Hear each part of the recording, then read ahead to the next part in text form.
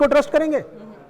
और आपको लगता है वो सगे हैं किसी के इस पृथ्वी पर? ये अमेरिका डोनाल्ड ट्रम्प के इस रवैये से आपका एक क्या बात कहना ये है कि चाइना पे ट्रस्ट करें, आपका कहना ये है। तो पॉइंट इज कि चाइना ने, पाकिस्तान ने भरोसा किया जी वन बेल्ट वन नेशन वाला वहाँ जी। पे जो सड़क बनाई जी। गई, वो मामला ठंडा पड़ गया। जी फिर तजाकिस्तान, कजाकिस्तान, जितने भी ये कंट्रीज थे, उनके साथ भी चाइना ने रोड बनाने की कोशिश की कि यहाँ जी। से ट्रेड रूट बनेगा, जी। इटली तक सामान जाएगा। जी।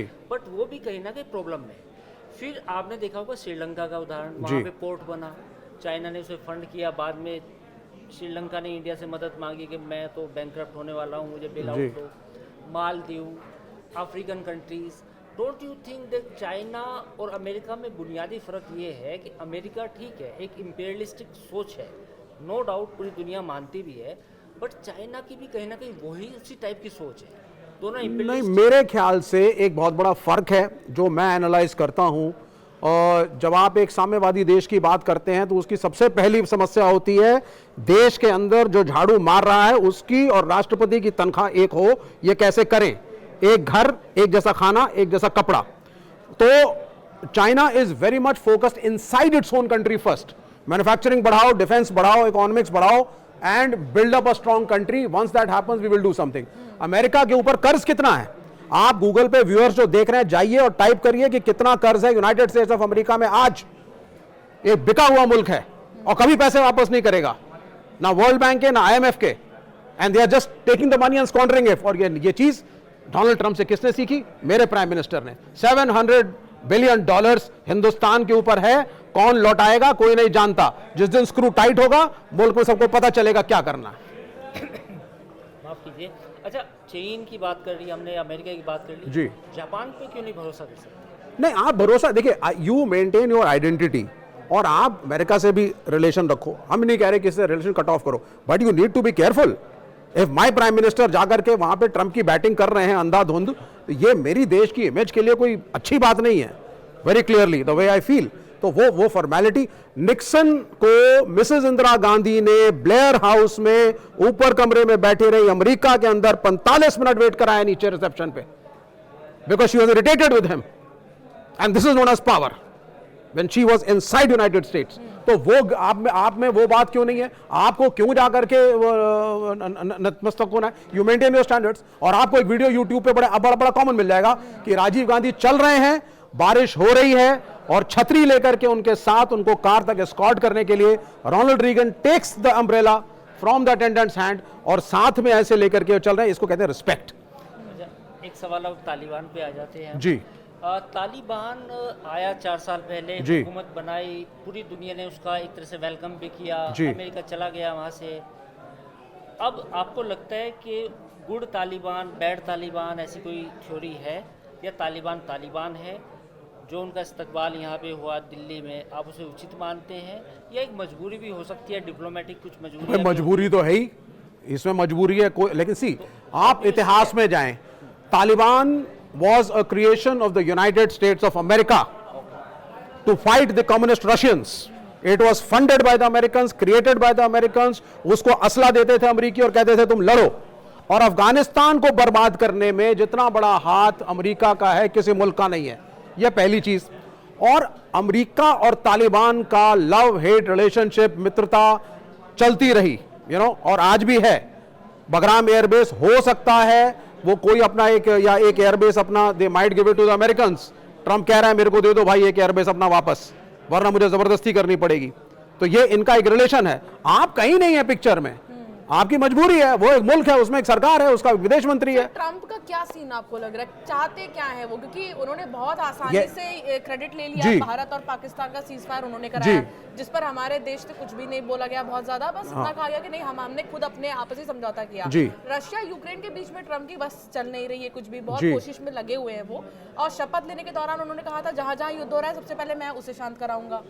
देखिए, हर नेता का अपना एक स्टैंड है, अपने गोल्स हैं, अपने एम्बिशंस हैं। डोनाल्ड ट्रंप के भी हैं, इसमें कोई बुरी बात नहीं है। वो चाहते हैं साहब मुझे नोबेल पीस प्राइज मिले, वो कुछ और चीज़ें चाहते हैं। उनके बच्चे हैं पाकिस्तान के अंदर, जितने कॉन्ट्रैक्ट्स हैं उनके हाथ में जा चुके हैं। कतर पहुंच गए थे श्रीमान जी, और वहाँ पे भी एक सेपरेटिस्ट जो पहले थे जिसके खिलाफ हुआ करते थे, उसके साथ मिल करके बिजनेस डील करी है।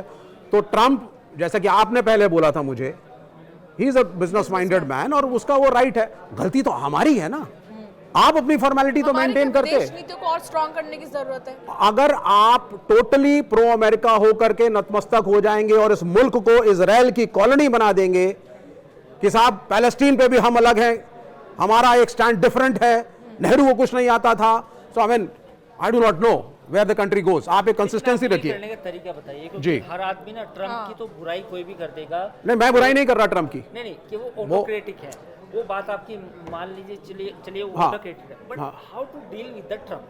First of all you also maintain your distance. आप अपनी इज्जत रखिए। आपका ट्रेड जा रहा है जी, 100 बिलियन से ज्यादा का आप ट्रेड करते हो। आईटी सेक्टर में H1B वीजा भी आपका चला गया। हाँ, अब बचा क्या है कि अगर आईटी और फार्मा पर वो और टैक्स बढ़ा दें तो फिर तो कमर ही टूट जाएगी। डील तो आपको करनी जब पड़ेगी। इंडियन वोटर्स की जरूरत थी अमेरिकन पॉलिटिशियंस को अमेरिका के अंदर, वो तो न्यूयॉर्क में भी इलेक्शन आप सुने पहले आप, ठीक है ना, तब सर यही डोनाल्ड ट्रंप आपकी सुन रहा था, हिंदुस्तानियों को बुला रहा था, दिवाली मनाने की बात कर रहा था। लेकिन पॉलिटिकल इंटेलिजेंस ये होती है कि जब इसका पहला टर्म था तो इसने H1B वीजा के साथ क्या किया, कितना टैरिफ लगाया, कितनी फीस बढ़ाई, कितना रिडक्शन किया H1B वीजा में। Was he pro India then? No. तो फिर मेरे प्राइम मिनिस्टर ने जाकर के नारे क्यों लगाए? आपने अपनी एक सीनियरिटी क्यों नहीं मेंटेन करी? We are still talking on the past. अब क्या करना है? आप कोई यही बताता है? नहीं, अब आपको इंडिपेंडेंट होकर के यूनाइटेड स्टेट्स ऑफ अमेरिका को बताना होगा हम आपके खिलाफ नहीं हैं, हम आपके साथ ट्रेड भी करेंगे, लेकिन हम आपकी कॉलोनी भी नहीं है। हमारा एक अस्तित्व है, एक प्राचीन मुल्क है, एक थॉट प्रोसेस है। We will go by that. We will deal with China, we will deal with the Russians. Japan के साथ हम ट्रेड करेंगे अपने टर्म्स एंड कंडीशंस पे। और आपके कहने पे भारत की विदेश नीति जो 11 साल से आप डिक्टेट कर रहे थे और हम मान रहे थे, आगे नहीं होगी। विवेक जी, मेरा फिर से वो सवाल है, आपकी बात बिल्कुल सही है, वी आर सिविलाइजेशनल स्टेट, कोई दिक्कत नहीं है, but as a president Donald Trump आप कैसे डील करें, क्योंकि आपको बिजनेस बचाना है। Make your own power bank और डरना बंद करिए। Don't be on defensive. इस मुल्क के प्रधानमंत्री ने जाकर के, मैं वॉर के फेवर में नहीं हूं, लेकिन यहां की एक प्रधानमंत्री ने बांग्लादेश बना दिया था और अब निक्सन के फोन वहां से आ रहे थे अमेरिकन राष्ट्रपति के, हम एक्शन करेंगे।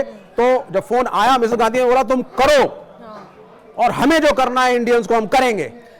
If you don't have that will power and that strength कि without America we can fight, stop being on defensive. Vivek ji, tariff को लेकर हर किसी ने मुंह बनाया जी, ट्रम्प की टैरिफ क्या है, लेकिन कोई उनसे लड़ नहीं पाया।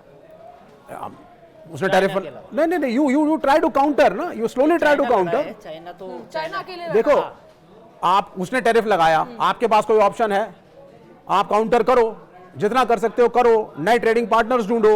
You have to revolve yourself.